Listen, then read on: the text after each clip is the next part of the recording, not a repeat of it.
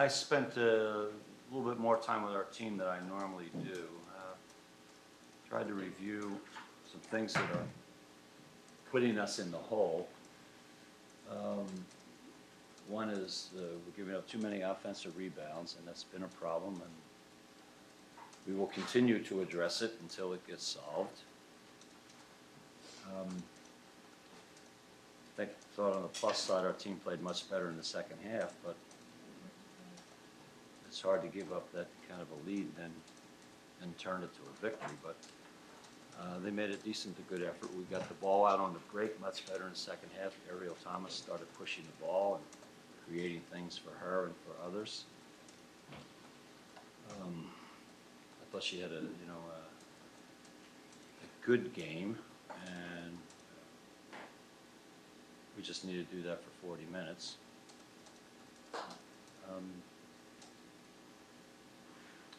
We're not going to turn this until we stop the bleeding with the offensive rebound by our opponents.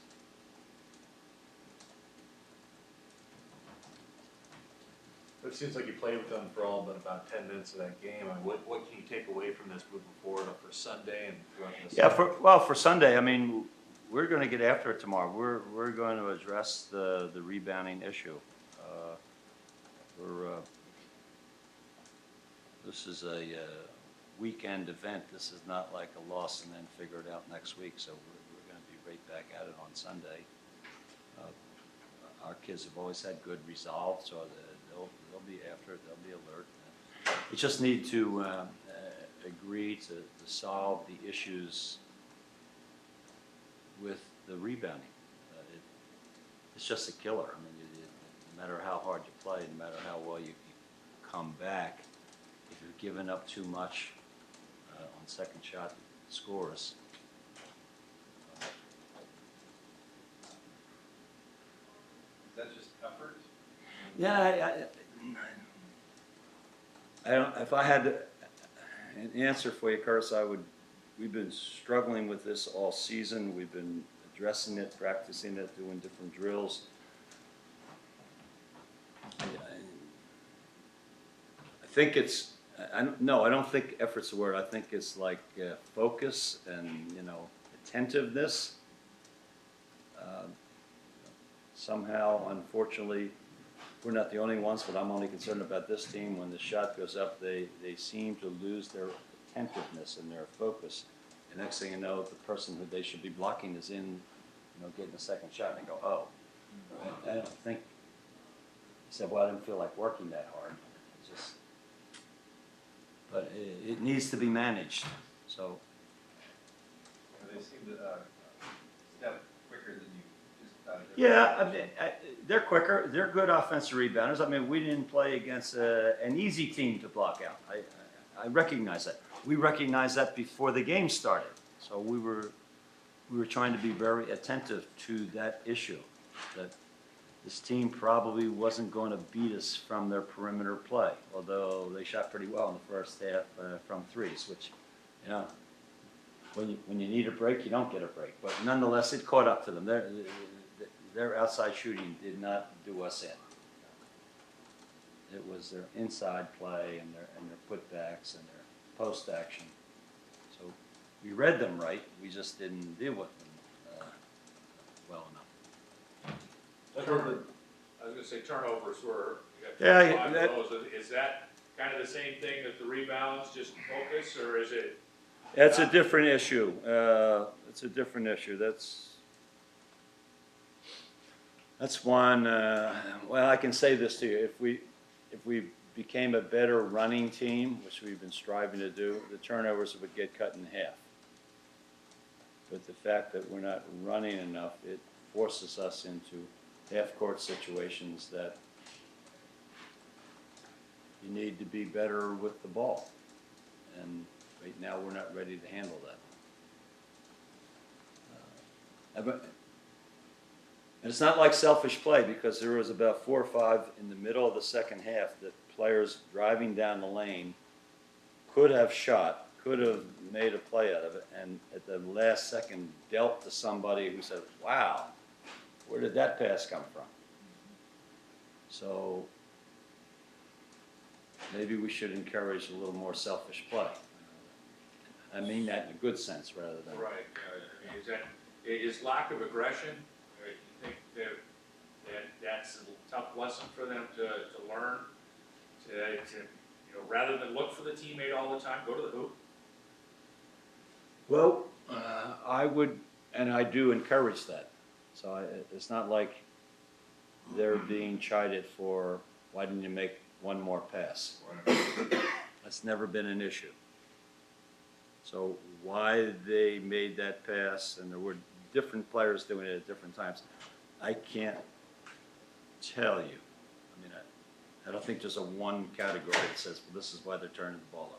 But I think it all fits into feeling a little bit more comfortable, need to feel more relaxed, and not always feel like, well, I'm down 16 points and I don't know if I can pull this off. I think that thought comes into their minds.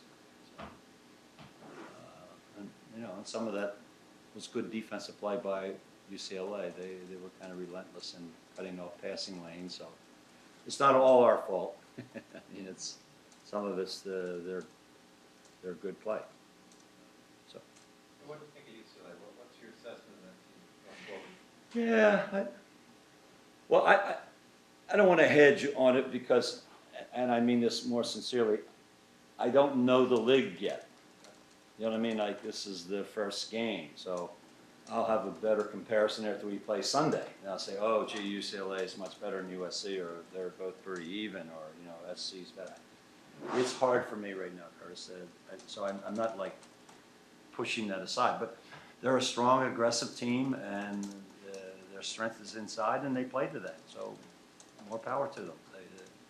They're not relying on shooting outside perimeter shots over and over again. And when they get some of them, it really helps them. So, and they got some in the first half. Yep. Talk a little bit about the development of Jillian down low. Her post game seems to be evolving quite a bit. Yeah. I mean, I've said all along from the very first exhibition game that she was going to be a developmental player who probably will need the whole season into the start of next year to really kind of hone in and be consistent. But every week or every game she comes up with something new that kind of surprises me. So I mean, she did that against Connecticut. She turned and faced and was driving on people. And she stepped out of the post to do it. Tonight she was doing all kinds of little spin moves, and I mean, we work on it, but like we work on a lot of things. Some of them they deliver, and some of the things they seem to forget about. So she's an interesting, talented young woman who's going to do nothing but get better. But and I'm not expecting me to say, well, she's arrived. Like she is what she is. She's a consistent player. She's going to get 25 and 15 every night because she's that good. Eventually, she's going to be in that category, but she's in a learning curve that is going to move around for us. But yeah, some terrific moves tonight. Terrific. I guess sometimes we forget this is a pretty young team for you out there. Yeah, it is a young team. I mean, a lot of our experience graduated last year, so now we're stepping into the league with some young kids. But and speaking of Jillian, like Devin Gowan never ceases to amaze me. She's just very tough and finds a way. She might be leading the country in points per minute play. Yeah. I was going to say, with the Pac-12 season starting right now, Yes. between the end of the non-conference season and the beginning and tonight's game, how much are you able to look ahead at the other teams in the Pac-12 and get a sense of where the competition is? Or do you just take it week by week? Yeah, we kind of go week by week. I mean, because in a sense it really doesn't matter. I mean, it doesn't matter, how really good is Colorado. I mean, I don't know I know they played tonight, but they were like 12-0. I mean, it doesn't matter whether I think they're really a good team or they're just okay. I mean, it'll begin to play out. But to be honest, our focus is week to week, and that's a handful. So happy that, it's like little miniature seasons. And there's one left this weekend. And so, yeah. Thank you. Yes, thanks.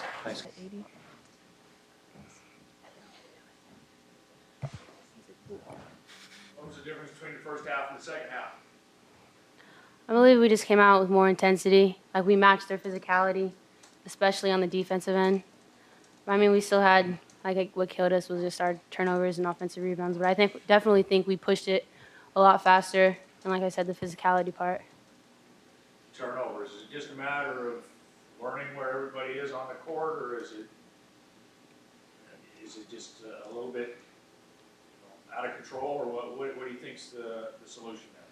I think the solution is just being poised. When we get the ball, we panic. We want to get rid of the ball like it's a hot potato. Like, we need to be more poised and just, like, if we don't have anyone to pass to, go for the foul like D'Lo did. And I think a couple of plays in the second half, like, we need to be more poised. That's what we don't have yet.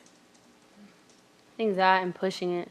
Like, if we push the fast break, we create numbers to where we don't have to play in the half court and get frustrated with, oh, there's no one open. But if we push it faster, we'll create opportunities for other people and less turnovers because the ball will be shot. How do you avoid digging such a huge hole? I mean, you get down 26 in the first half. That's really hard to come back from. I mean, you avoid it by looking at the negatives. And our negatives were turnovers and offensive rebounding for them. I think they had like at least 25 offensive boards. So I mean, if we limit that, if we just cut down at least 6 of our turnovers or at least 6 of their offensive rebounding, we're back in the game, or we at least won today's game. But I mean, I think that's how you avoid it. Because I mean, we shot free throws well, and we did everything else well. But as far as like turnovers and rebounding, it kind of comes down to that, because turnover is just a lost possession. So. I think we avoid it by playing our game. We weren't running. We weren't playing our tempo. They slowed us down. It's like we need to do us. I think that's what we need to like work on more. Like, run Coach Westhead's system. That's how we're gonna win. Like, and if we don't do it, we're not gonna win. It's that simple. So that's how it could stop the 26 being down by the 26s and the 20s. Is we need to run our game. Like, we're a young team, and I just think we need to get it together. I feel like by now we should have experience. Like, come on, let's run. Let's do what we have to do to win. Like, I just feel like that's what we need to do, is run the system. Are you feeling like you're making progress? Do you feel like the pieces are starting to come into place, or do you still kind of feel like it's a little bit fractured out there?